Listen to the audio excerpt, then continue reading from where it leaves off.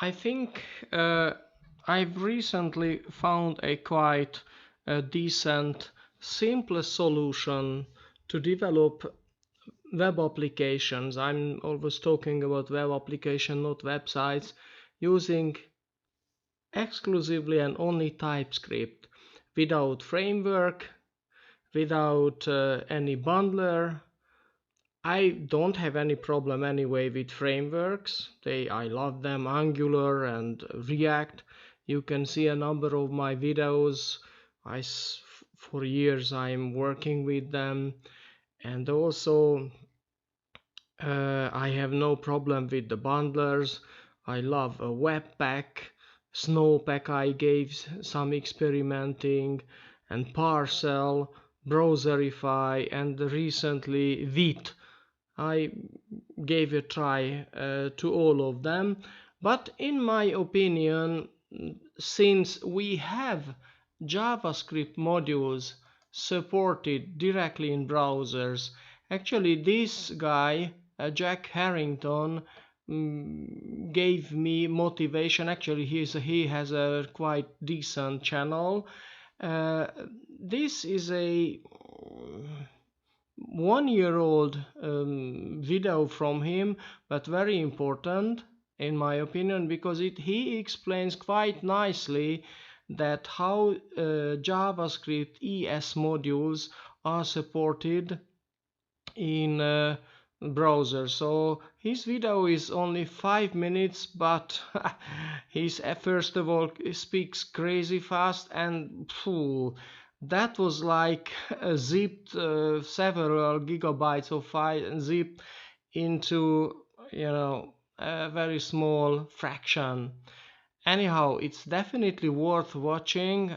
Actually, it's very important to watch, because my video is just an extension, and I not replacing what he's explaining here. However, in this video I'm remaking his project, but using exclusively TypeScript. I don't program in JavaScript, so I have zero interest in JavaScript. Everything which I write immediately goes into TypeScript, and even my projects where I work in my corporation, daytime, we everywhere use TypeScript, so we are not working with JavaScript. However, his example is JavaScript, and so therefore it's definitely a very good foundation. And in this remake I'm just explaining how to use TypeScript. So I use his example because that was, I think, quite decent. Of course, I modified a number of things to my liking and to my style, but the basic application, the images are completely from him, and definitely I'm going to pay him a coffee or a beer and the next time. So this is just a short intro of what were the motivation. Let's check out then how to proceed with the application. So here I have my project. So this is a let's say it multi-project repository. Some people say it monorepo, but I experimented with NX monorepos, but I'm not a fan of it at all. I don't think it's really just another complexity. However, what I definitely consider quite decent and meaningful, that when you have a repo on GitHub, and then you have multiple folders for each of the projects, say one folder for the user interface, another folder for the application server, or third folder for another application, and so on and so forth. So that's quite okay. So in this sense, this is a monorepo, or I would prefer to say multi-project repo. The way I configure this is quite typical. I don't want to repeat it. I had another videos where I explained what is my typical TypeScript scenario. The only difference here, this is not, of course, a node project. This is a browser-based project. And so therefore the source files are in the src folder, and the distribution is in the dist folder. The steps to remake it was quite simple. The first,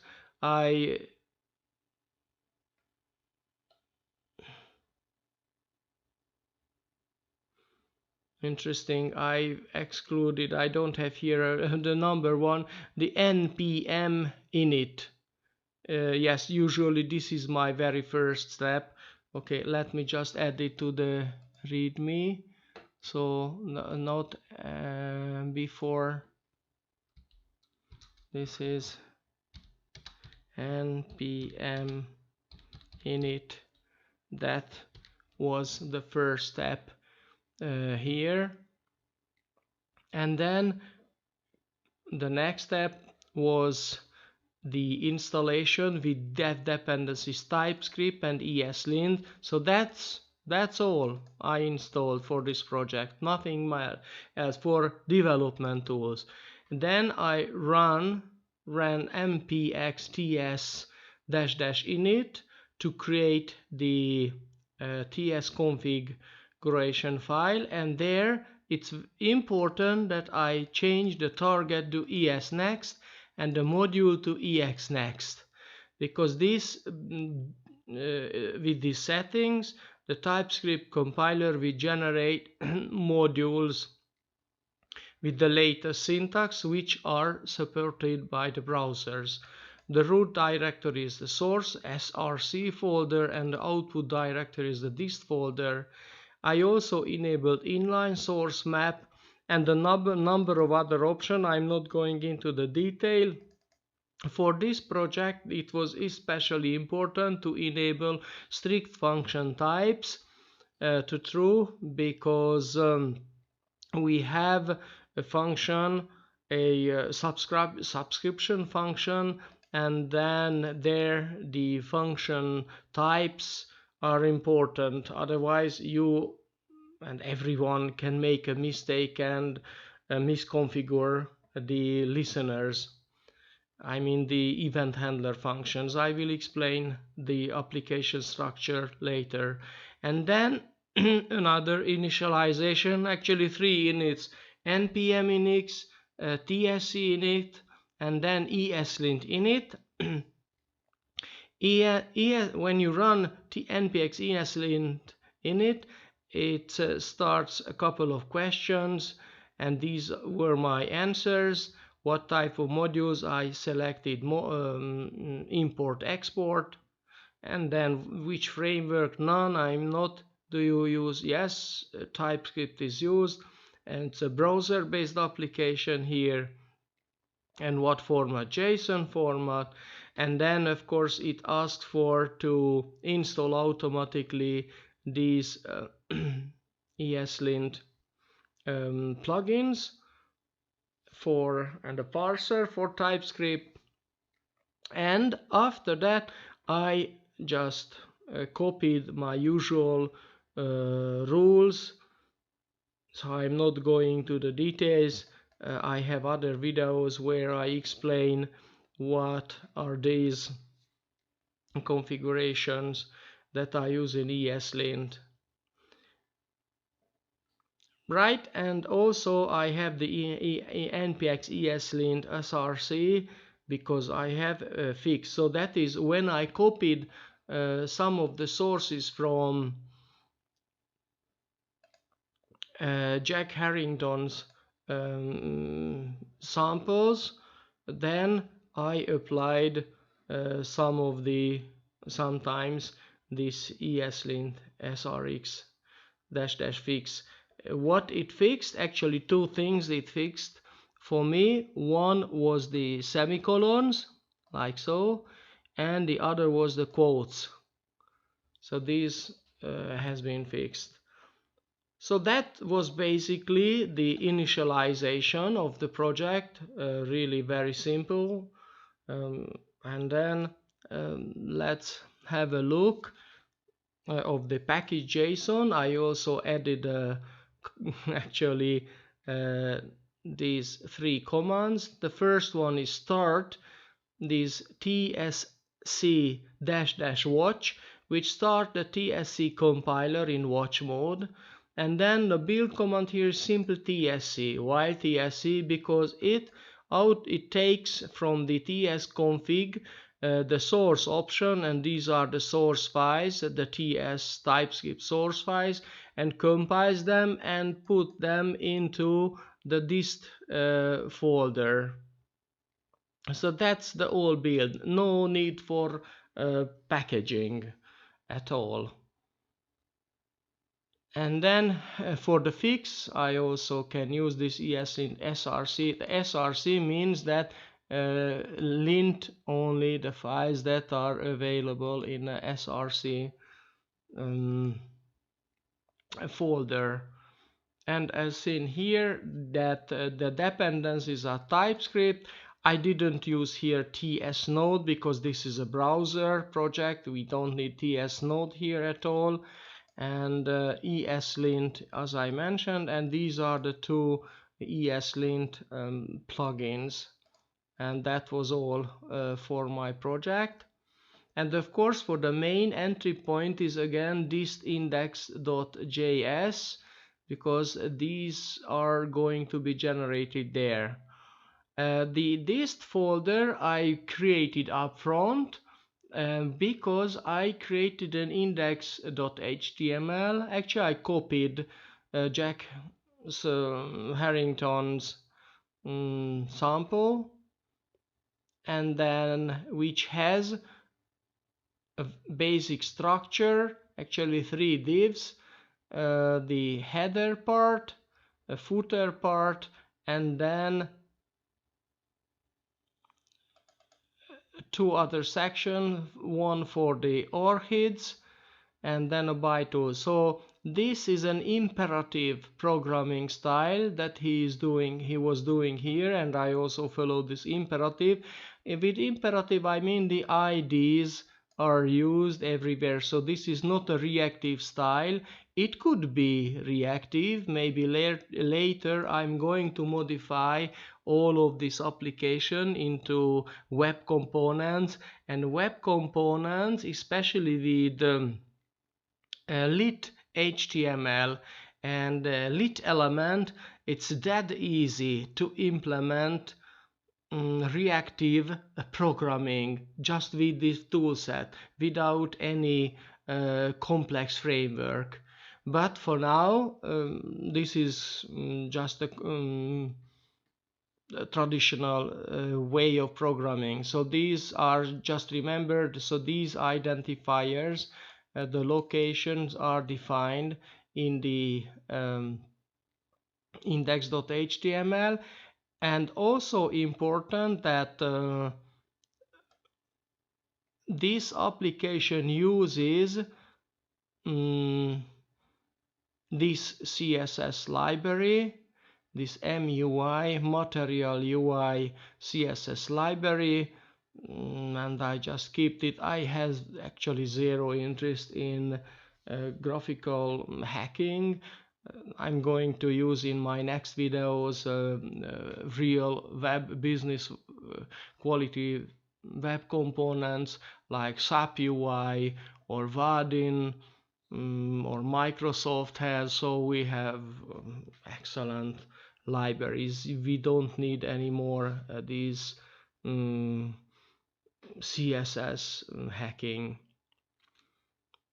Okay, so that was the preparation. Also, I copied from the repo of Jack Herrington these 7 Orchid files for the as the images, and I've explained everything. ESLint rc and the package json and ts config too.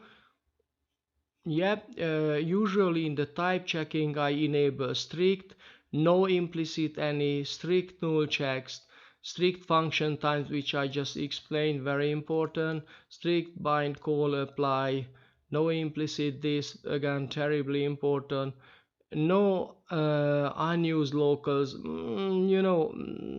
never know. So usually I think that could be a kind of error if you just write or define some local variable and then you don't use it. Sometimes it's just by mistake, so it's always gives a possibility that you simply forgot to use that variable. That is, I say, either delete or comment it out or just use it. Otherwise, just keep the application and the source code clean.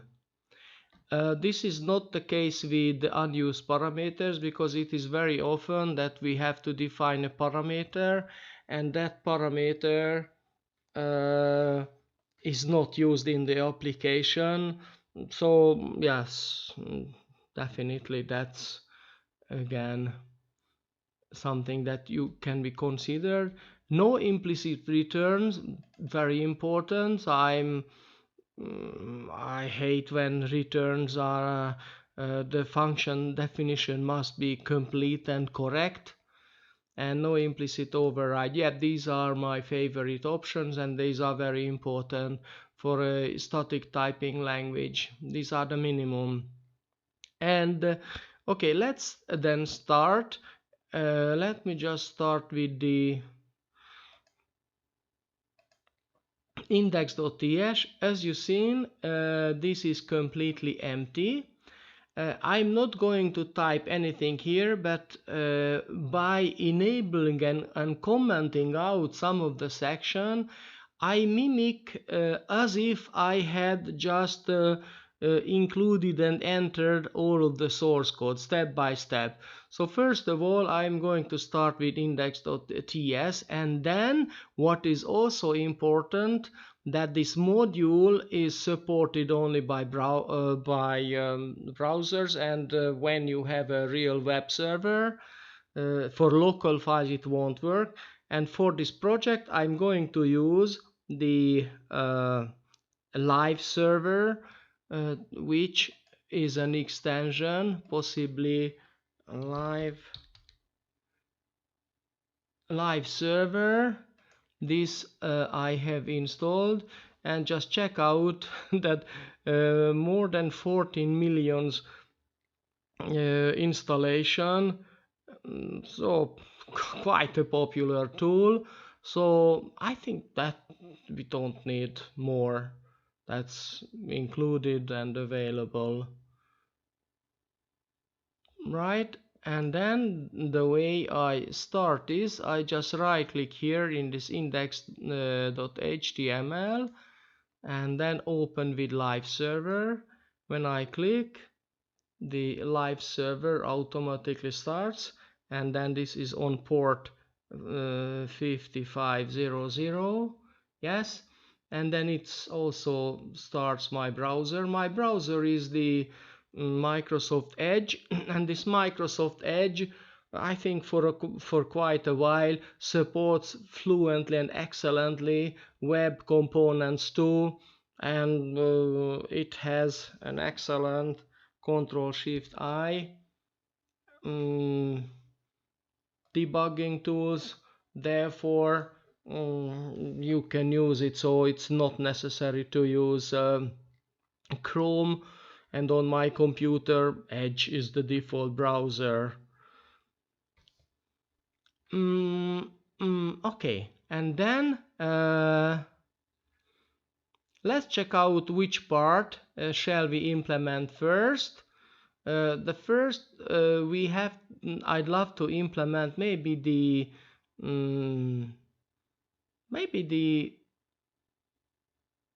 footer section. Okay, let's check out the footer section. What we are going to have here, the footer is this TS file. It's quite simple. This is export a create footer. It just exports a function, and then it expects one parameter. This is the root element, and then this root element it replaces the root element's inner HTML with this block of code. So that's really that easy. Dynamic HTML with this, it is called template literal or backtick literals, and I'm using, this is from the original, so the only thing I did here, I just added types definitions wherever to make it completely TypeScript conformant. Okay, so here in the index I just uncomment import, and the create folder will be used here, and also the create, this is the function, and then create footer, and in the index.html we are expecting to have this is the footer part, which will contain the HTML part in the inner.html. Before doing that, let's start on the terminal. In the package JSON, I mentioned that I have the start, this tsc --watch, and npm start.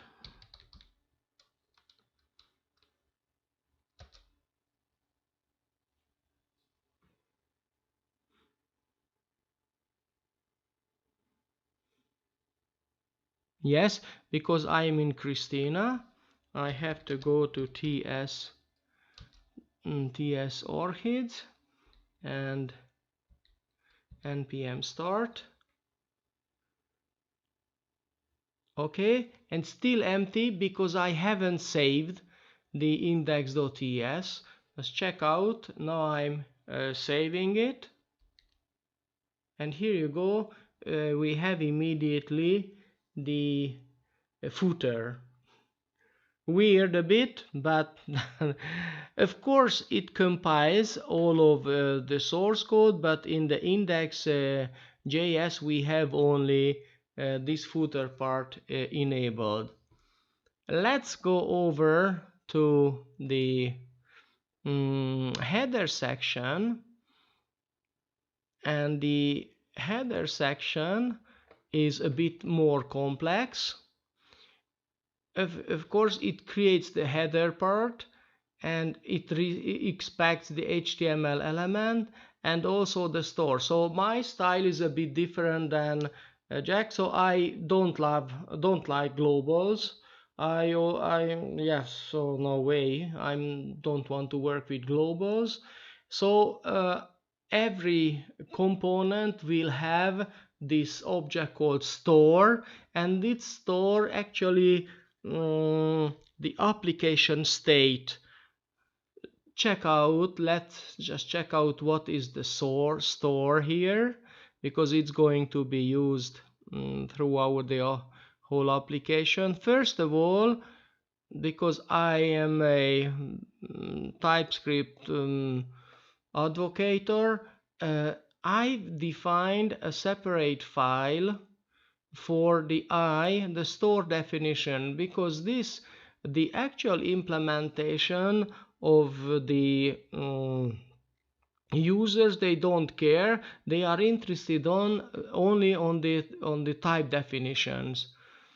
So the iStore interface is that it has these functions, get count, which is a counter on the header part, an image, you will see shortly. So these are the functions, and also we have here a subscribe function, and then the subscribe function will have a parameter, or should have a parameter, and this is a function with the type of tstore event handler, where the event type is a tstore event type, and this tstore event type is a list of the strings.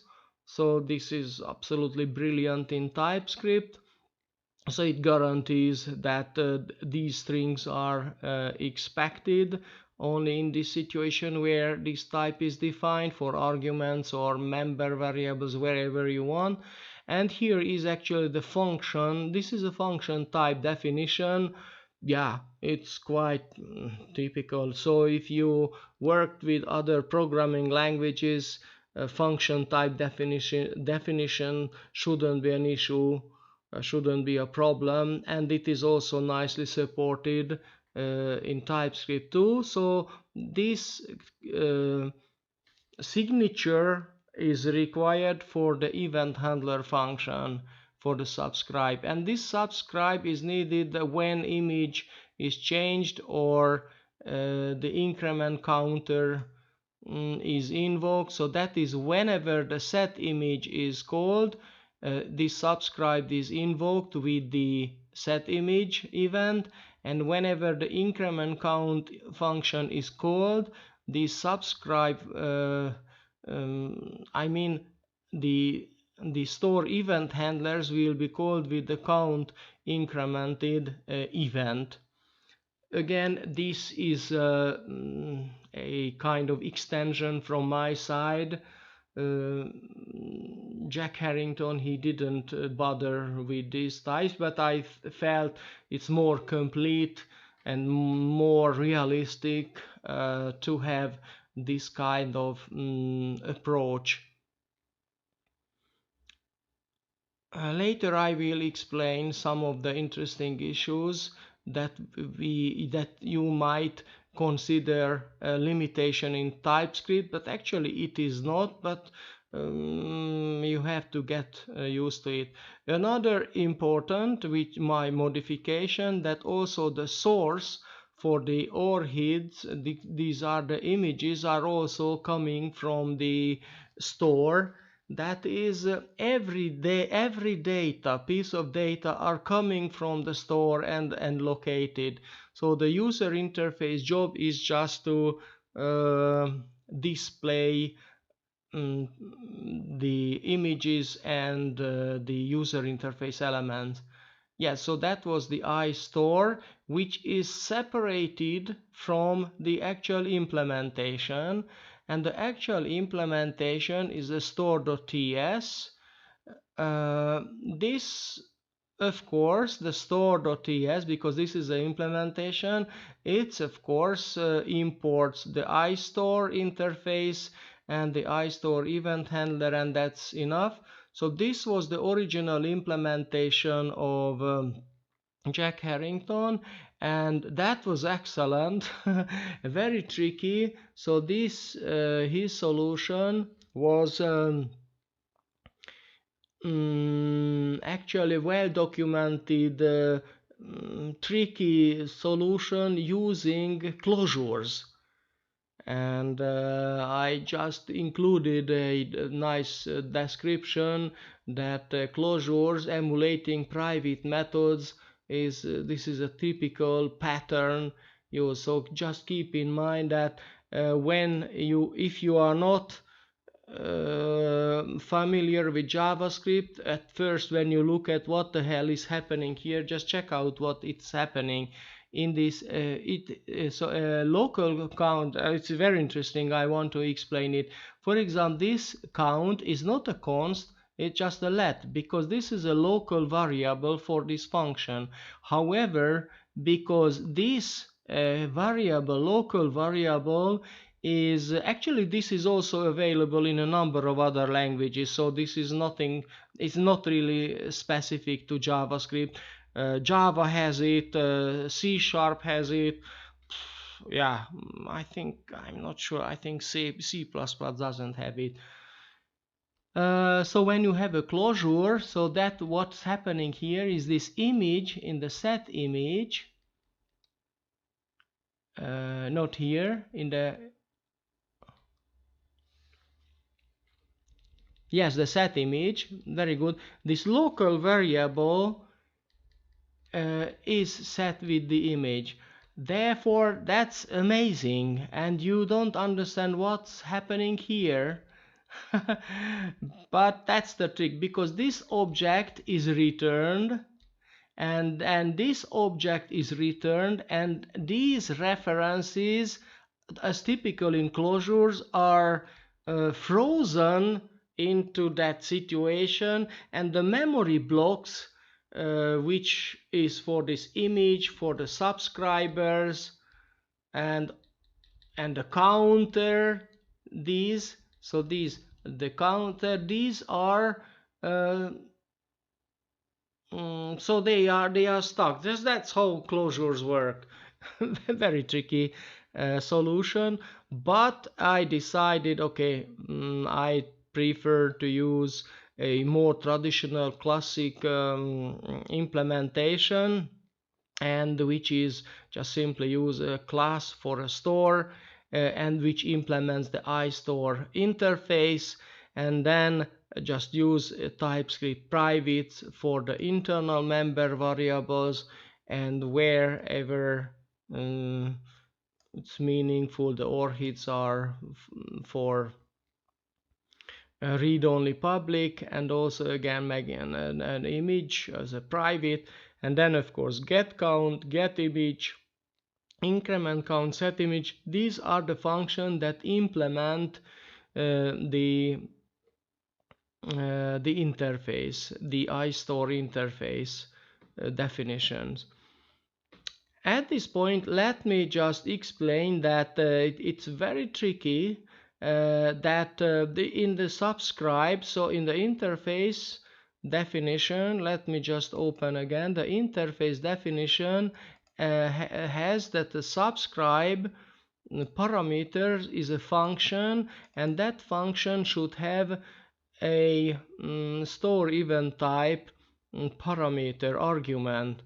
And when you implement in the stores this function, of course this is the correct implementation. However, if I just leave it out like so, the compiler is not complaining because of this mismatch. It's of course complaining because this function, but otherwise it's okay for the compiler. And then here is my explanation. So for example, if you had a subscribe void without this function and the log, the compiler, the TypeScript compiler would say, yeah, that's completely fine, because a no argument function is always allowed and compatible with any function. So again, a no argument function is always compatible with every other function, and it is very understandable why is that from the perspective of TypeScript and JavaScript, because it doesn't cause any runtime if you the runtime error. However, if you try to add an argument like so, an arg of the number type, then here, if you add it here, that would immediately cause an issue, because then the TypeScript compiler would say, okay, but this with this argument is not compatible with this subscribe, which expects a function type here. So that's something that you should live with. That is, no argument functions are always compatible. It always work everywhere, even in TypeScript. So that's very important. And then back to the headers. Okay, one more modification. So this create header receives the store, and okay, this is a template literal, and then I hate these mystic identifiers. So I always define identifiers because this identifier is an ID for this span and also an ID for the get element by ID, and this constant guarantees that this get element by ID we definitely will find this object. At least mistyping or misspelling shouldn't be an issue here, of course, but still the compiler or types compiler doesn't know that I try to make sure that this get element by ID returns some value, and it would start complaining. So that's why I apply here this exclamation mark, which enforces TypeScript to accept that this might be a null, but of course I know it, and I take the risk that in very rare situation, but in that case it won't happen. And you may wonder, then I define here constants, but still there is a literal here, but that's totally different because the type of EV is eStore event type, and then the eStore event type is image set and count incremented. So therefore, if I just make a misspelling here, immediately TypeScript chime in that hey, this string here is not okay. So that's why in TypeScript, when you define these literal enumerations, these type definitions, that's the only way where you can use them. But of course, in situation like here, they cannot be used, of course, because this is that's a different situation. And then subscribe, update. Yes, so this function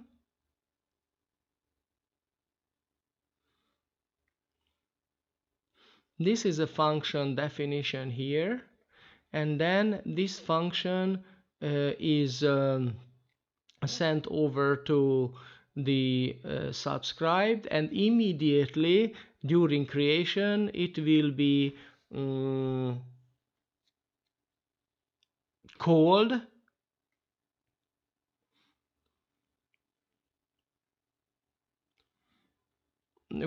and this update actually calls this function. That is, whenever the count incremented, then it takes from the store the count, the get count, and it change, and then it sets to the inner text of the count of the get element by ID, and this is so the span internal text will be inner text will be this number stringified. Yes, that's how it works. Okay, this was quite a long explanation, but it was important to understand. Okay, let's just save these files, save all.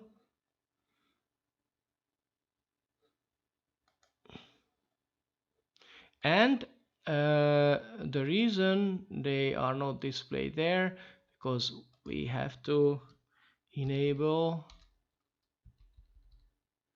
them, create header, and then create header, and that's all. And the create header, this is from the main module from index.ts.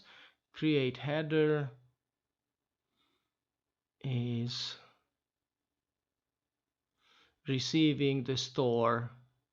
Again, this exclamation mark again is just a trick to make sure that to suppress the complaining of TypeScript compiler.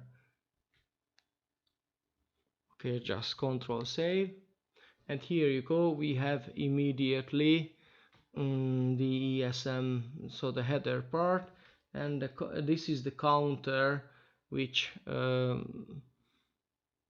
was talking about so much. And then the next two part, let's start with the Orchids, which is a component. Again, it receives an element, and in the index.html, this is the Orchids, a part of the index HTML. And then what it does, again, my trick that this Orchid select is an identifier, a kind of identifier. Of course, here this is the class type for the image, and then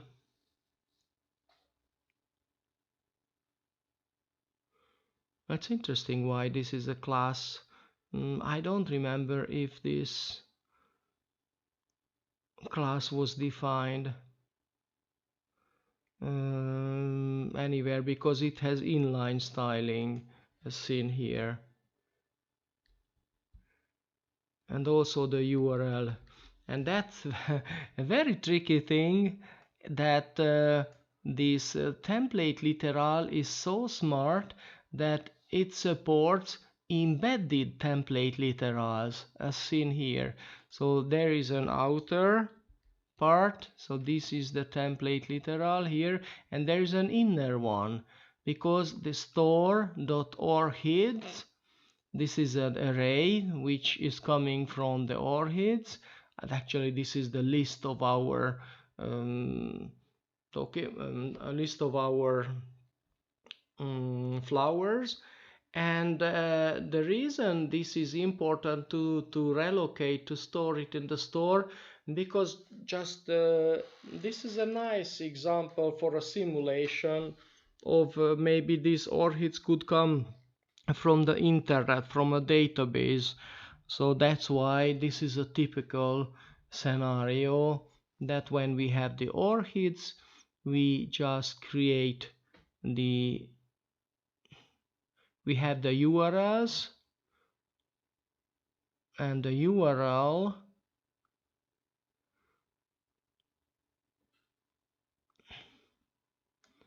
is added here.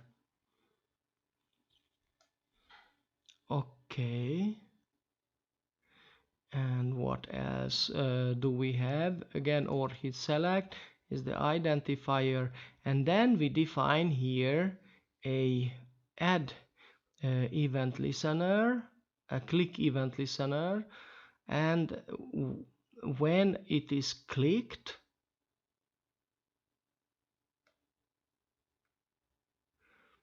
okay, so for each of the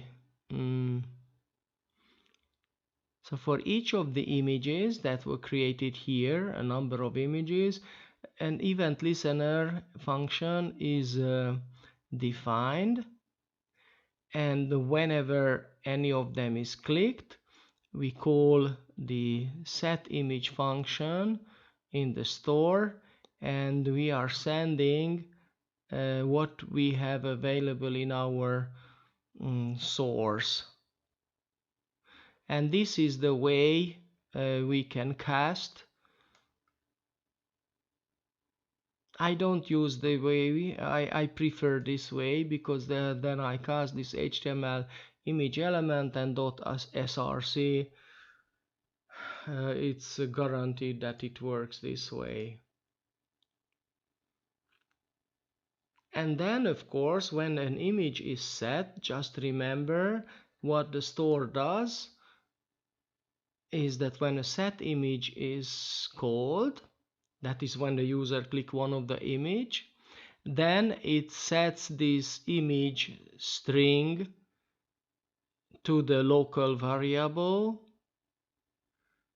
of the class, and then it invokes for each of the subscribers, and this subscriber is in an array of functions.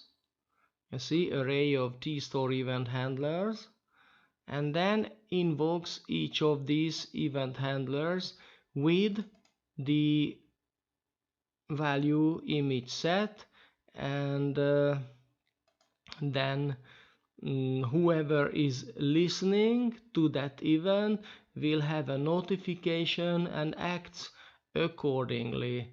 So this is really a tricky, actually this is not very tricky. In Angular, this is absolutely the most typical communication, that you have a kind of yes, listenable and observable object, and you subscribe, and then your listener functions will be called. Yes, Angular, and it's a very old pattern used for 40 years or so. When object-oriented programming was invented, since these tricks are available forever.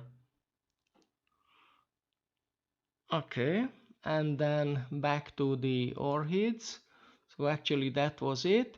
Now let's just invoke them back to the Orchids and create then the Orchids.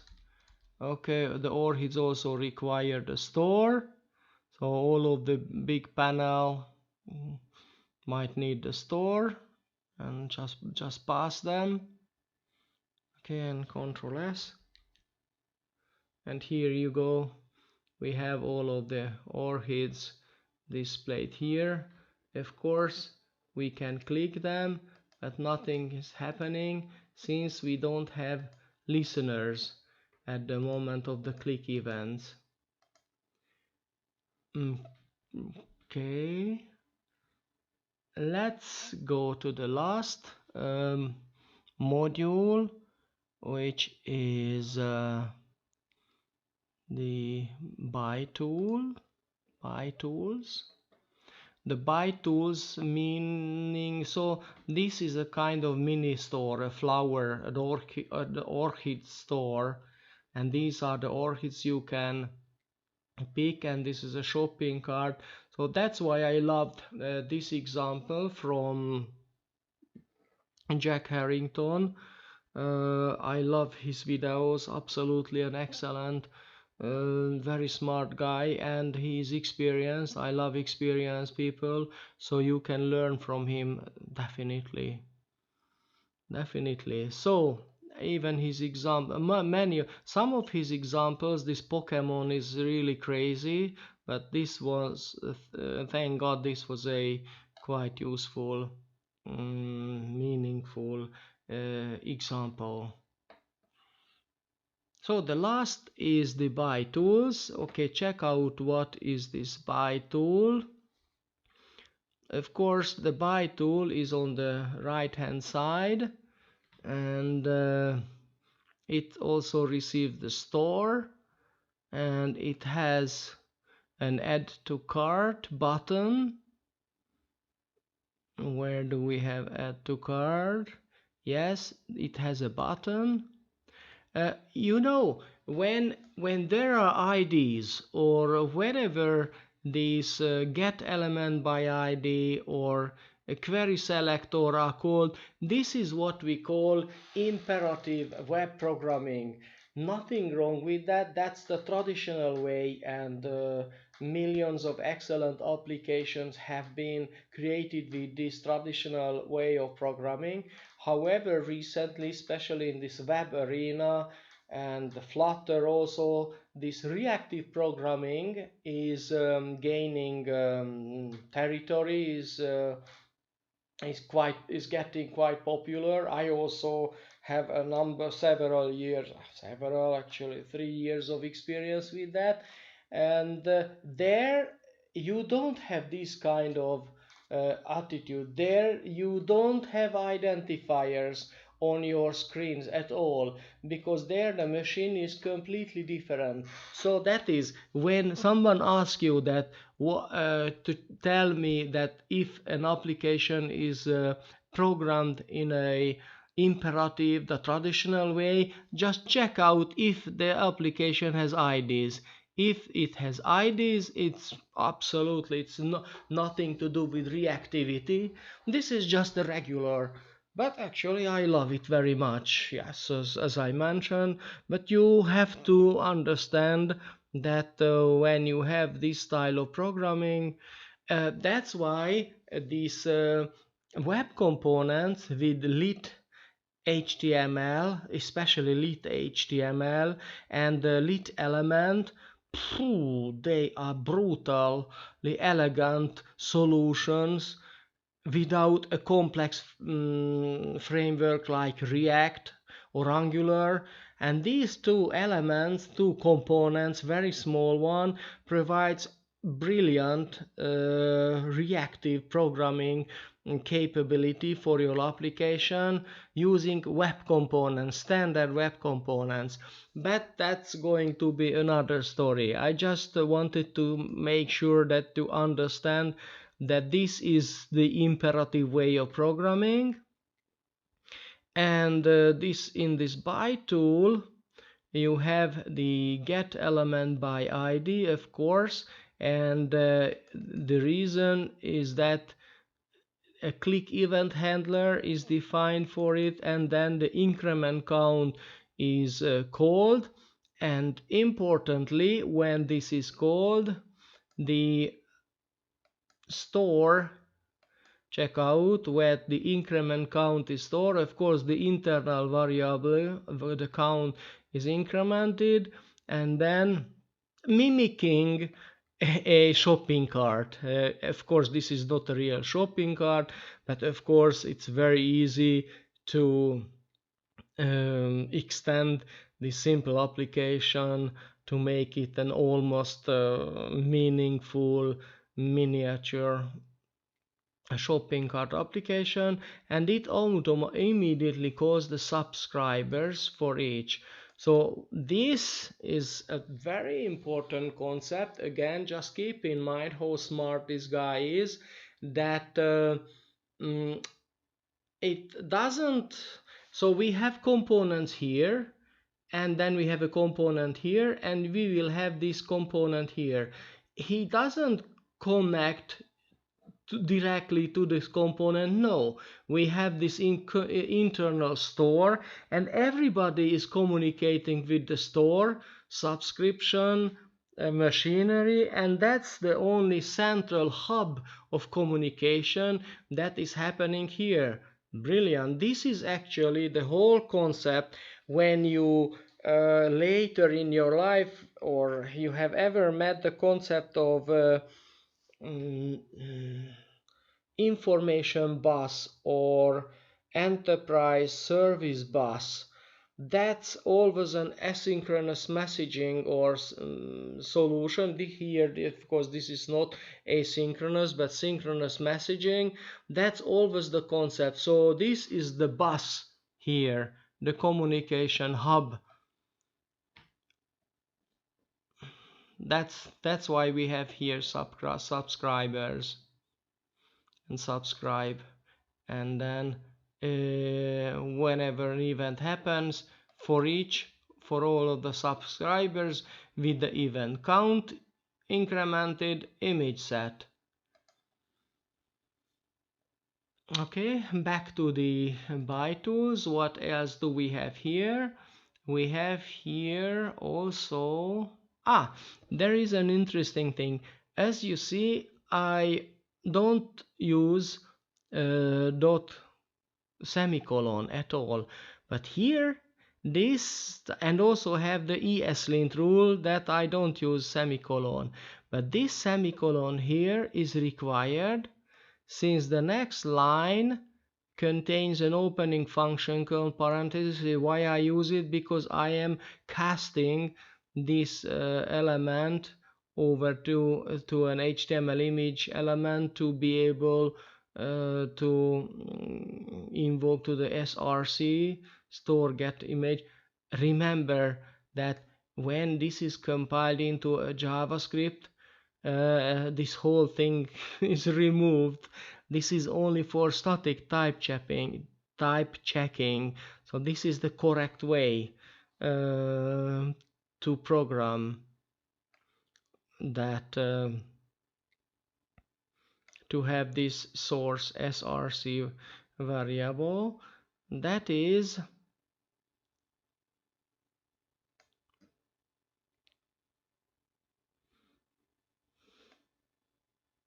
okay. What it does, it just gets the actual image when this is created. So this is the creation when it is created. So how it is initializes itself, it takes the actual image. And what is the actual image? When the whole application start, the user hasn't clicked any of the image. So that's always an interesting question. In my opinion, that's again the job of the store to be able to you have two options. Either you display just a dummy image showing that nothing has been clicked so far, but instead here, because we have already our local hard-coded list of orchids, then the initial value for the image is this orchids, the very first orchid. That's how it should be programmed in such a situation. Okay, back to the by tools. Okay, so that's why it is increment. So when the button is clicked, so this is an add cart or some, what is the title? Add to cart. Yes, it mimicking as if the user want to buy. Increment the count, and the count will be displayed here. And of course the header is listening to the count. If I go back to the header again, just keep in mind that when the header was created, it sent it in the store subscribe, it sent an update, its update function, and then it's listening to the count incremented. So therefore, when the user clicks here a button on this buy item, it calls the increment count, and then the store sends out to all listeners the count incremented event. Absolutely excellent. This is how it should be done. So that's why I always recommend that you should listen to Jack Herrington's videos. You can learn from them a lot. I also love them, and I'm quite an experienced programmer for 30 years, and in my opinion, but nothing is new to me. However, I still appreciate when just to practice, learn again, practice, and enjoy programming.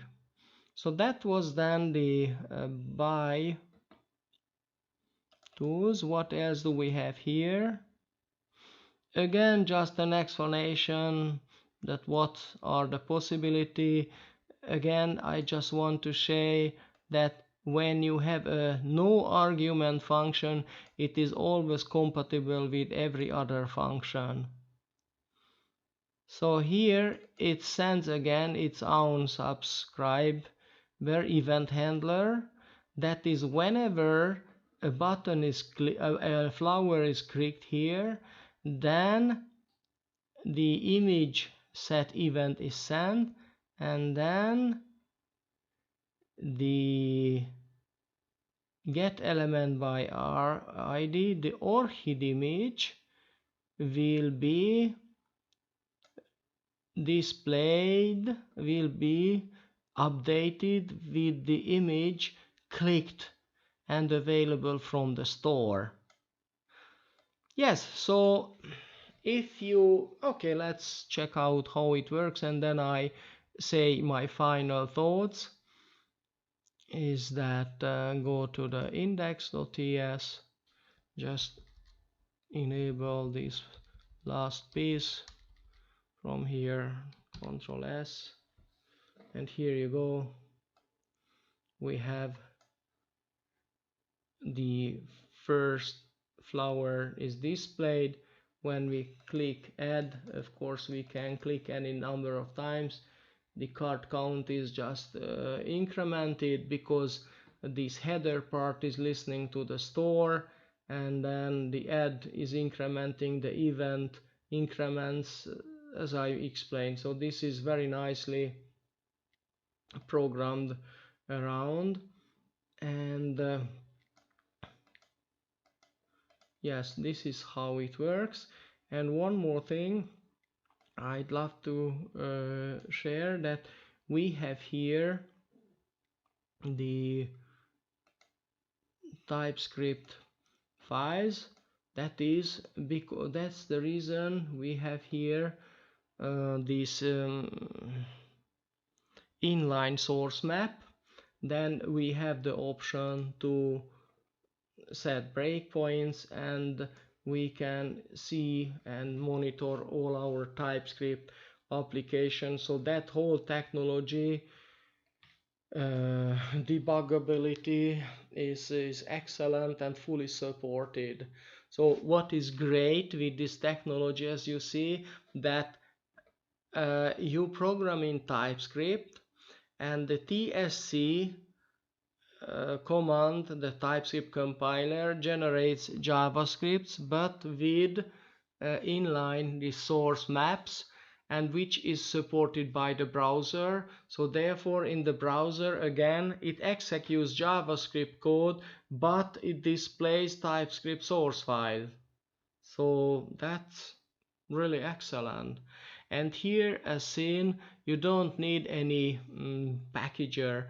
I don't say that this is a major issue, but what if you deploy your application just with the TypeScript file, let's check out. So even the JavaScript files are clean and easy to understand. Oh, that was the I. Yes, interesting. iStore.js. This was just a type definition. That's why it is totally empty.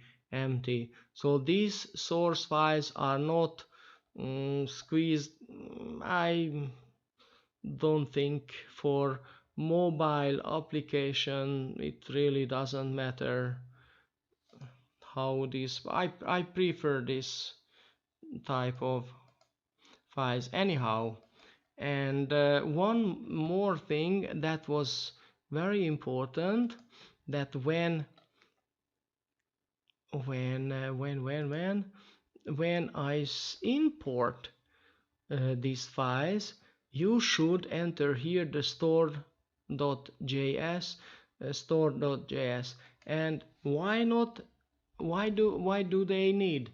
Because when they are compiled, let's check out, for example, index.js.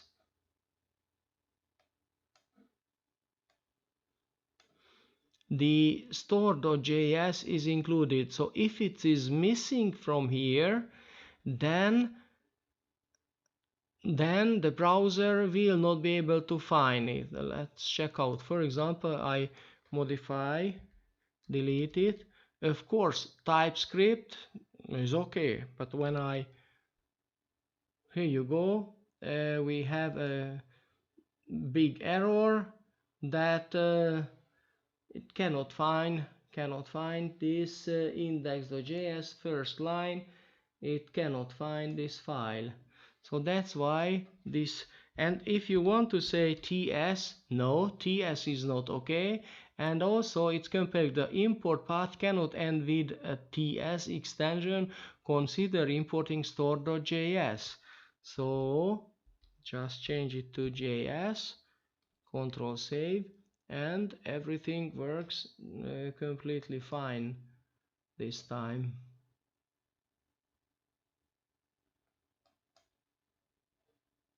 Yes, it was just the breakpoint. Let's just remove it. So that's again very important, that this JS should be entered here.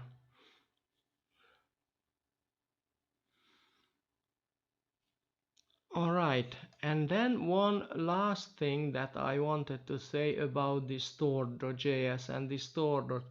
Actually, this is a global variable. If you can see, this is nothing else. So therefore, we could have just created a global variable, and then therefore every time when people are talking about state management in web applications, in any application, 99% the solution is simply a global object, an application object that handles all of the data variables that required for each of the user interface elements, and that's how they are worked.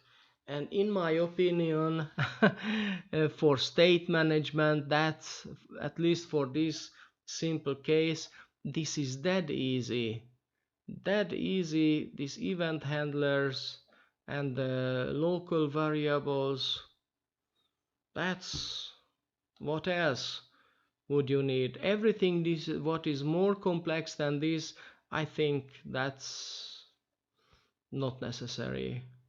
I worked with Redux. Ha, that's a horror.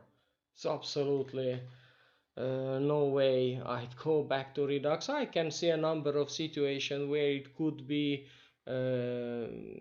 useful, but the extra enormously complex infrastructure and a hell lot of boilerplate it requires, let's call it boilerplate, and also impossibly very cluttered. So this solution is a lot simpler.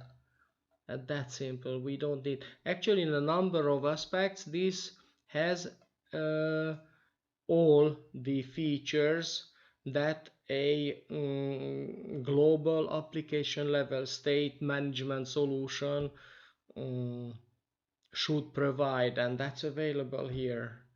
So thank you very much. That was really a long explanation, and I was very happy that I had the chance to implement this, because this was for a long time on my list, to implement a TypeScript only solution with browsers. And of course the next step is going to be re-implement the whole thing with components, real web components, which I think absolutely brilliant.